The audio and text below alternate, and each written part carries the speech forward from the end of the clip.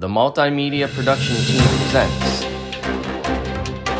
Juliet Weinberg with the weather, Hannah Slauson with Hannah on the Street,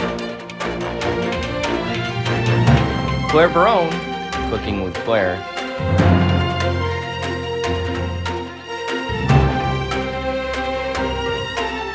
Brooke Wallen, Worst Case Scenarios with Brooke,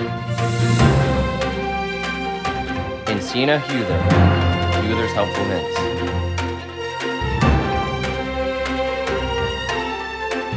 It's the Warrior News.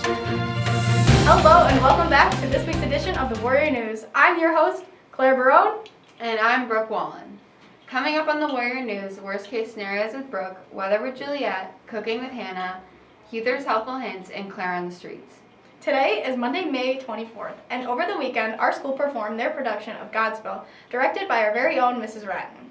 Godspell is a musical from the 70s, and it's about coming together as a community. The cast had the opportunity to perform for an in-person audience and a virtual one. They had a hardworking cast and crew of about 45 people and managed to pull off a great performance. Everyone did amazing. I wish I could sing the way that Jason can. So glad the stress of most APs and musical is over though. It's been a busy couple of weeks. Speaking of stress, last week was Mental Health Awareness Spirit Week.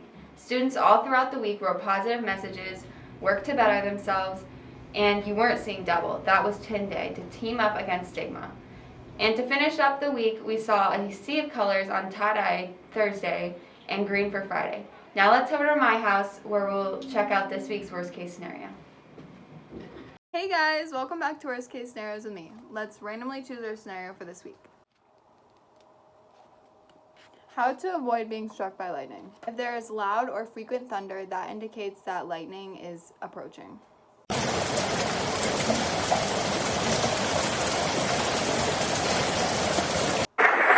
see lightning, count the number of seconds until thunder is heard and then divide by 5.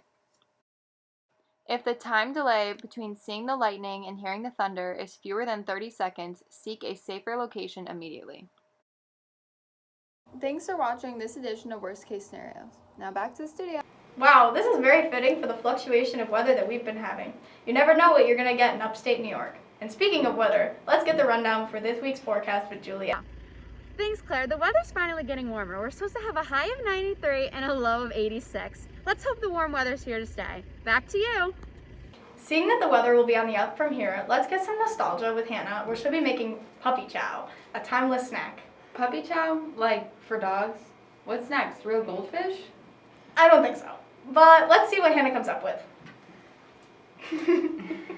What's cooking good looking? It's Cooking with Hannah, and this week we're making puppy chow, or reindeer food, or Muddy Buddies, whatever you call it, the whole shebang. Let's go! To start, we're going to put a whole box of toasted rice cereal or Chex Mix cereal, whatever you buy, into a very large, and just let that sit. Put it aside. Chef tip, do not forget to recycle. It's not that hard. Add a 1/4 cup of butter, 1/2 cup of peanut butter, and a heaping cup of chocolate chips. Put that in the microwave for 30 seconds and then mix it. And then keep putting it in for 30-second intervals until it's well combined like this. Then add to your Chex Mix and combine. Then put into a larger container, pour in your powdered sugar to your liking, and shake it up. Your end result should look like this. Well, I'm about to go eat all of that right now. So let's go back to Claire and Brooke in the studio. Oh, I get it now. Let's head over the streets with Claire and see what she's up to this week. All right, I'm here with Olivia. Olivia, what's your favorite art piece you've made this year? This one, it's a mini painting of the wave. Awesome, perfect. I love it. All right, Adele, what's your favorite piece you've made this year? This is my favorite piece I've made this year. And what's it about? It is about global warming and climate change. Perfect. Let's see who's next. I'm here with Presley. Presley, what's your favorite artwork you've made this year? My eyeball thingy.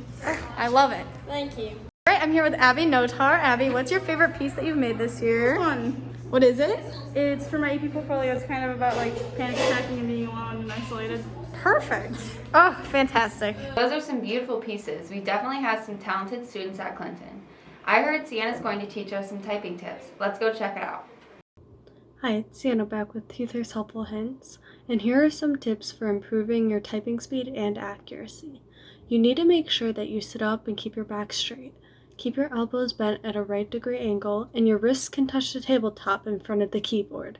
Never shift your body weight to the wrists by resting on them. You also need to make sure that you are in the correct starting position. Curve your fingers a little bit and put them on the A, S, D, F, and J, K, L, and semicolon keys, which are located in the middle row of the letter keys. This row is called the home row because you always start from these keys and will always return to them. F and J are the keys under your index fingers, which should have a raised line on them to aid in finding these keys without looking. Take your time when typing to avoid mistakes. The speed will pick up as you progress. Always scan the text a word or two in advance. Try not to look down at your hands though. Instead of looking at your hands, focus on your computer screen. And don't forget to practice. So there you have it. Back to the studio. Cool, I hope one day I can type that fast. Did you know that the most words typed in 1 minute is 216? Whoa. Speaking of speed, spring sports are quickly coming to an end, so let's make sure that you're supporting our Clinton Warriors and attending games via live stream or in person. Go Clinton. We are all out of P2 characteristics, so let's talk about some of our own. My top 3 are humor, zest, and enthusiasm. What are yours? Remember to take the quiz to find out your P2 characteristics. We are forever changing and growing. A special shout out to the AP Art students who have been working hard all year to get their portfolios done. They submitted their portfolios last week. And now to end this week's Warrior News with a quote from a timeless Disney movie, Hercules. A true hero isn't measured by the size of his strength, but by the strength of his heart. We hope everyone had a great week and made it the best that it can be. Hang in there, we only have a short amount of time left. Bye!